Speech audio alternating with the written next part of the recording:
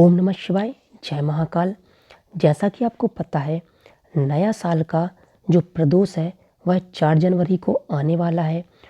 और यदि आपके घर में कोई व्यक्ति छोटी छोटी बातों पर लड़ाई करता है, पति और पत्नी आपस में छोटी छोटी बातों पर लड़ाई करते हैं, तो आपको यह उपाय प्रदोष के दिन, प्रदोष काल में आपको यह छोटा सा उपाय करना है। यह जो उपाय है पूज्य गुरु जी ने अपनी कथा के दौरान बताया था। तो इसके लिए आपको सबसे पहले इस प्रकार पीले चंदन की आवश्यकता होगी। आपको यदि खड़ा चंदन कहीं से प्राप्त हो जाता है और आप खड़े चंदन का पाउडर बनाते हैं, वह बहुत ही शुभ होता है। लेकिन यदि आपको खड़ा चंदन इस प्रकार प्राप्त नहीं हो पाता है, तो आप पूजा की दुकान से चंदन का पाउडर भी प्राप्त कर सकते हैं। अब आपको इस प्रकार घी की आवश्यकता होगी। आपको गाय के घी की आवश्यकता होगी। अब कुछ लोग बोलते हैं कि भैंस का घी प्रयोग कर सकते हैं, तो भैंस का घी प्रयोग नहीं किया जाता है। आपको केवल गाय के घी का ही प्रयोग करना है। अब आपको महादेव के मंदिर जाना है और महादेव के मंदिर जाना है और आपको गाय का घी लेके जाना है और पीला चंदन लेके जाना है।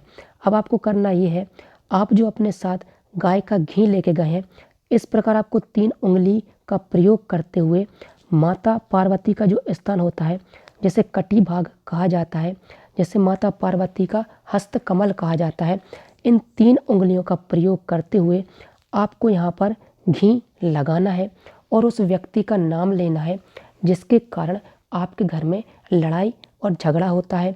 और उस व्यक्ति का नाम लेते हुए, उस व्यक्ति के गोत्र लेते हुए आपको माता पार्वती के स्थान पर, जहाँ कटी भाग होता है, वहाँ पर आपको क्या करना है, आपको घी लगाना है। इसके बाद आपको करना ये है, आप अपने साथ जो पीला चंदन ले गए थे, आपको 7 बिंदी लगाते हुए उस व्यक्ति का नाम लेना है जिसके कारण लड़ाई होती है।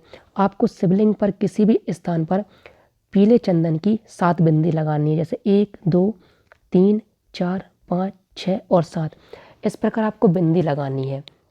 और जब आप घी लगाएंगे यह कटे हुए भाग पर, जैसे हस्तकमल कहा जाता है, आपको माता पार्वती का नाम लेना है, श्री शिवाय नमस्तुभ्यं मंत्र का जाप करना है और इसके बाद उस व्यक्ति का नाम लेना है जिसके कारण लड़ाई और झगड़ा होता है। इसके बाद जब आप पीले चंदन की बिंदी लगाएंगे तो आपको श्री शिवाय नमस्तुभ्यं मंत्र का जाप करना है हर बिंदी लगाते समय, और उस व्यक्ति का नाम लेना है जिसके कारण लड़ाई और झगड़ा होता है। और आपको यह जो उपाय है प्रदोष के दिन, प्रदोष काल में करना है। और आप देखेंगे जब आप यह उपाय करेंगे, आपके घर में लड़ाई झगड़ा बंद हो जाएगा और जिसके कारण यह लड़ाई झगड़ा होता है, उस व्यक्ति का बिहेवियर और व्यवहार जो होगा वह शांत हो जाएगा और आपके घर में कभी भी लड़ाई और झगड़ा नहीं होगा। यह जो उपाय है, यह उपाय पूज्य गुरु जी ने अपनी कथा के दौरान ही बताया था। ओम नमः शिवाय। जय महाकाल। श्री शिवाय नमस्तुभ्यम।